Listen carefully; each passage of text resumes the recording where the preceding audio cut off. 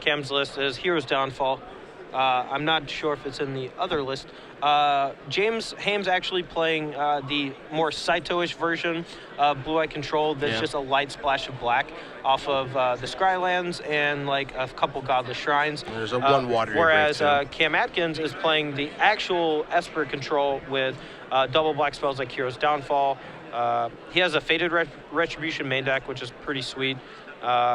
His sideboard, he has a couple of Thought Seizes and a couple of Night Veil Specters to kind of change modes in the mirror match, which I really like. And even access to Dimir Charm, which is not great in this matchup, but it's really good in some other matchups. So this is kind of the old school approach. We haven't seen Esper Control for, I mean, this take. This is much more similar to the Waffle Tapo take. Right. And it looks like Cam also has a couple of Sin Collectors out of the board too, which are pretty huge in this matchup because they allow you to strip away Sphinx Revelations counter spells while also being a 2/1 body to help pressure Jace and keep your opponent from being able to tick it down regularly to draw extra cards. So. Well, we are underway, my friends. We're going to start with Scrylands. Temple of Silence on Adkins' side, Temple of Enlightenment on Hames' side. So we'll see both players resolve a Scry.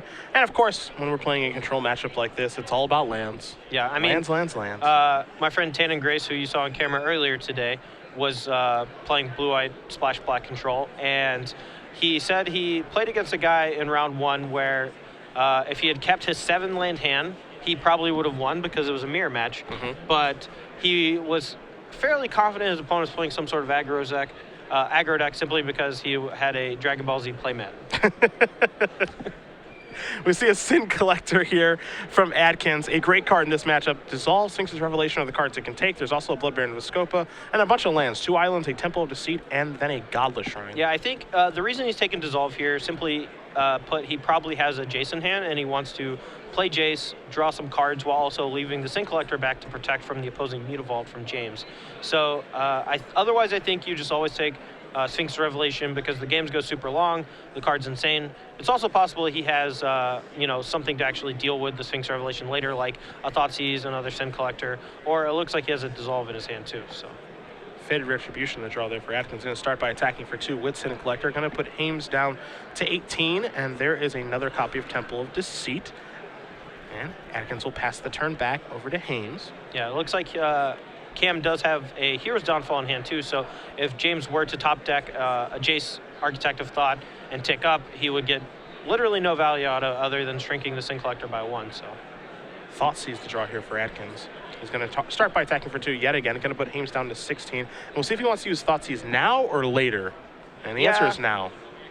I don't feel like this was the strongest play. However, it ended up working out for him because now he's able to take the Syncopate, whereas if he had just played Jace the turn before, his opponent would have syncopated it. He would have had this huge tempo black hole, giving his opponent a window to resolve something to punish him for it, or just to resolve the Blood Baron, assuming he doesn't have much of an answer to it. But I think he tapped incorrectly with his Temple of Deceit instead of his Temple of Silence, and now he can't cast Dissolve. Whereas if he had flip-flopped that, he could cast both Dissolve and Hero's Downfall, depending on what his opponent did. Yeah, this is some bad news here because he's got Hero's Downfall, but obviously doesn't take care of Blood Baron with Scopa. So we'll see if Hames is willing to try to slam this down or not. Yeah, I mean, it feels likely. You know, he's gotten his counterspells taken away from him, he still has the Syncopate. The Thoughtseize hit the Sphinx Revelation, excuse me. So the Syncopate here is going to go for a long, grindy game, I think, and Cam has a Dissolve, a Sphinx Revelation, a Jace, and a Hero's Downfall. So looking in pretty good shape. He didn't get punished for the mistap, fortunately for him. I would say that, maybe Adkins dodged a little bit there. As if he does play Godless Shrine untapped and slams down Blood Baron, obviously Adkins is in a world of trouble, but it's pretty tough to do that given you're facing a wall of mana and you're playing in a pretty slow, grindy matchup too. Yeah, I mean, to be fair, the only card that James really should have been afraid of there was Syncopate. Sure. And but the problem is that Cam should always, even if he had neither counterspell, he should always hold up the potential to be able to play both. Yeah. And maybe it actually wasn't a terrible play because he put up some red flags from James where he's like, well, okay, obviously a Syncopate, otherwise he would have tapped it the other way. Yeah, sure. To hold up for Dissolve. So, I don't know. Maybe a little mind game going on, but more than likely probably just a minor mistake that ended up not getting punished, which is fortunate for Cam. Jace, Architect of Thought, going to come on in here for Hames. See if this resolves. As you see, Adkins does have a Dissolve that he's flipping by. He also has that Revelation, even though it's not a big one just yet. And then he's got Hero's Downfall. So he's got plenty of answers, and he's going to use the counter spell.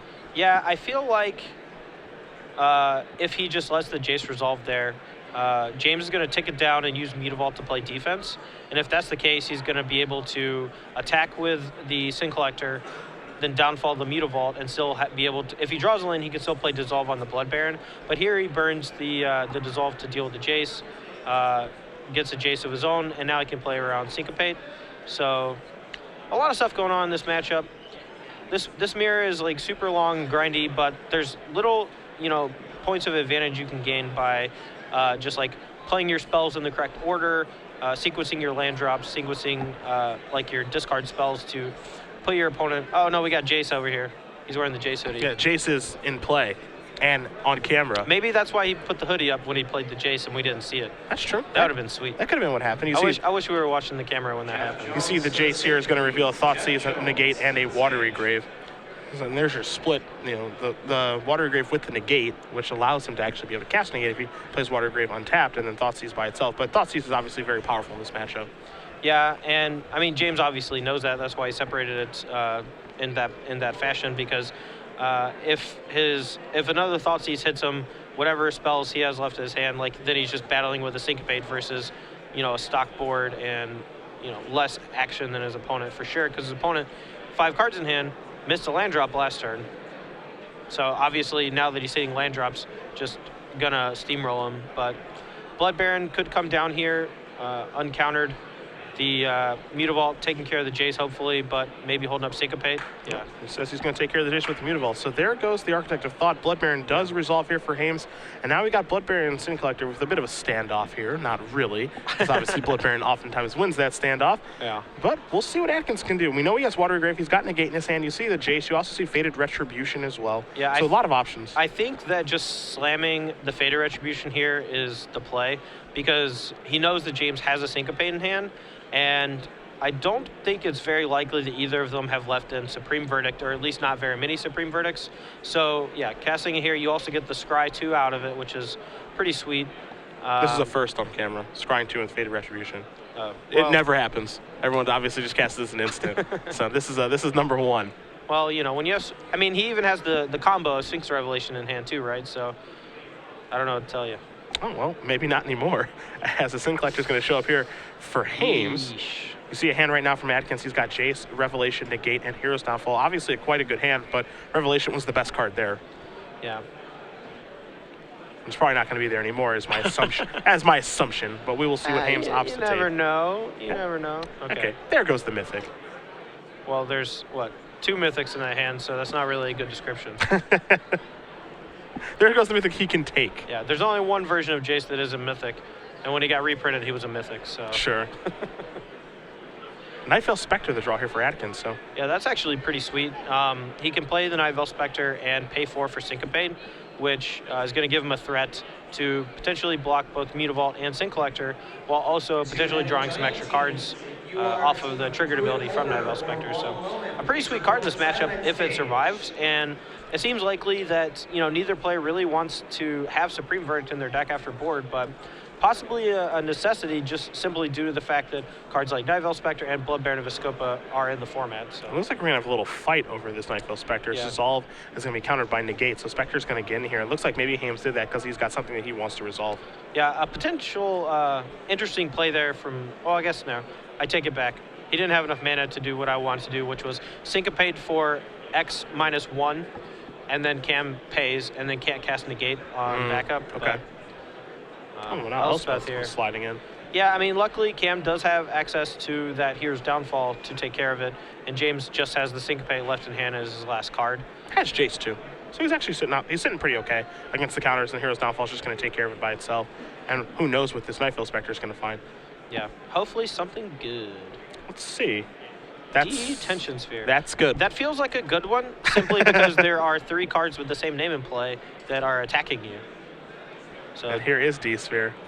He's just going to take care of the Planeswalker with that. He's going to save Hero's Downfall for something a little bit better. Because, again, he does have Jace in his hand. He can't play it right now. Well, I guess he could have if he played Water Grave untapped. He could have shocked himself, played Jace ticked up, and I think had a little bit better board position.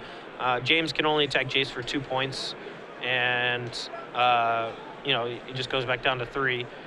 of essentially invalidating the soldier tokens. But as it stands, if James just activates Mutavault and attacks and holds up a big syncopate for the Jace from Cam now, which before you would have been able to pay for it, he's definitely losing this race. I mean, that's a 2-turn clock if Cam doesn't resolve the Jace. I feel like he should definitely Hero's Downfall the Mutavault here. If he gets syncopated, that's fine. But he chose not to. So 7 damage is going to come across for Adkins. And now we might see Nightfall Spectre on defense. And you see the syncopate right now would be for 5. Yeah, and that's 1 more than Cam can pay. Yeah. So we're going to see what happens here. As Adkins looks at a Jace. He looks at the Hero's Downfall. I think he may have just drawn an Aetherling. Not quite sure, but he's going to start by casting Jace. Now, yeah, I think we're going to see that big syncopate that you did mention. So here is that. He could have very easily, assumed this was going to happen from his previous play of not casting it the turn before. And if he wasn't going to cast the turn before, he absolutely should have Hero's Downfall to Mutavault. He took 2 extra points of damage that he didn't need to. Now he's still going to be taking 5 points down to 2, even if he downfalls the Mutavault and blocks the Sin Collector. It's possible he wants to gamble a little bit and try to hit another D-Sphere or a Supreme Verdict, an Elspeth, something. That's a big gamble, though. Yeah, man. but I think if James draws a counterspell, you're just going to lose anyway. So I think it's a reasonable risk. I think that's what Adkins is considering right now if he attacks. I guess no. Actually, it's a pretty unreasonable risk because if he just downfalls that, holds back to block Mutavault, and he's not actually taking lethal for a while. He does get like 2 free draws out of the Nightveil Spectre, assuming he hits well. But yeah, I think especially at this point, like if you're going to attack the Nightveil Spectre, I think that's where your turn starts. I think you start with that, and then you get your information that way. But as it stands, Nightveil Spectre is going to play some defense here. Hames is going to draw a card. We're not sure of the contents of his hand right now, but what we do know is there are 3 soldier tokens and a Mutavault out there. Yeah, we really got to coach these guys to play with their hands in their hands instead of face down. Oh, well, how about a main phase Revelation there? Man, Dispel would be such a goulet. Unfortunately, no Dispel here. No. From Adkins, or fortunately, depending on who you're rooting for, is we're going to see 5 cards go to the grip. Hames is going to go up to 15. I'm rooting for the guy playing with Temple of Enlightenment. Isn't that both of them? Yeah. Wow. I see what you did there. Yeah. The Temple of Deceit going to come into play here for Hames past the turn back. So a little bit of reprieve here for Adkins. Really? He just drew 5 cards. But he didn't take any damage. He didn't take any damage. That's true. You're looking at it all wrong. The goal of Magic is to go from 20 to 0. Yeah, that's true. Well, now we're tapped out here from James' side, so if we hit something sweet off the top of his deck. Did it. Oh, got there. Did it. Got there. And now we're right back in the game, boys. I think that's the definition of doing it. Yeah. We did it. I think you got to have a ref for 5 here, probably. I don't think you have much of a choice. I feel like a ref for 5 is the correct play. I know that's quality color commentary from me. That's why I brought you in. Yeah. That's why I brought you Cast Sphinx Revelation for 5. If he passes turn, I might throw up a little. He's going to go with Aetherling instead. Okay. So that's actually not terrible. I'm not a huge fan because James can have something to blink the Aetherling and then battle in for 5 and put Cam to 2. And then Cam, doesn't get to resolve the Sphinx Revelation, potentially. I don't know. I like Sphinx Rev for 5, put myself to 12 with card parity from James, card parity with James, reasonably set board position with the Nightveil Spectre still in play. The Aetherling, obviously resolving it with 2 blue mana is pretty sweet, but with all the things like Azorius Charm, the spot removal spells that they both could potentially have, I don't know. I feel like you could very easily lose the race with Aetherling in this matchup if your opponent has some guys in play, which he obviously does. He's about to have some more because Elspeth has shown up to the party, and that's going to resolve. That's going to take on up. So here comes 3 more soldier tokens. There are going to be 6 total that are going to come out here in just a moment. Between that and the Mutavault, things are getting a little bit more difficult here for Adkins. There we go. We got some Kristen Pluskow art. There's some nice soldier tokens. Yeah. So let's see what else Hames has. We know Hames has a Detention Sphere. He also has a Jace in his hand as well. Looks like he might go Sphering, and he says, all right, I want to get this Nightveil Spectre out of here, which means that Sphinx Revelation is never going to actually be able to be cast now. Yeah, and Cam's at 7. He can block Mutavault and just take 6 next turn. So there's the potential that the 2 swings from Aetherling could actually just win the game here. The thing he has to be afraid of actually is a tick down of Elspeth to destroy Etherling, but if he doesn't know the trick of shrink Etherling's power by 1 so that it doesn't die, as opposed to having to blink it out, you know? Sure. What he's going to do is he's going to make it unblockable, pump it for 1, attack for 5, take care of Elspeth. Yeah, I mean, that's not a terrible play, but the problem is he doesn't actually have an answer to those tokens in play. He can play Brimaz and Night Spectre here, but that's going to leave his Etherling completely open to any sort of removal spell. However, it's safe to assume that if James does have some removal spells, he's going to be targeting the creatures that can block this turn, more than likely. Yeah. We'll see exactly what Adkins is going to do this turn, because he tapped all of his mana, and now he's kind of going back, and I guess Hames is okay with him doing that, so just passing the turn.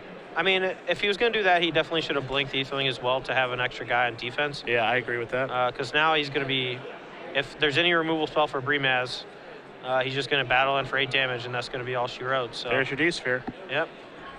That's the removal spell that you speak of, so it's Sphere versus, and he's going to put the lens on the bottom. I thought he was going to take him, yeah, and he's going to say that, and activate the Mutavault, and attack with everybody. Yep, and that Etherling looking real unhappy, turned sideways. Yep. So. James Hames going to win this match 2-1 over Cam Adkins. Esper Control Mirror goes to the player on the left. Congratulations to James. He moves on to 8-1, and with any luck, able to draw to the top 8.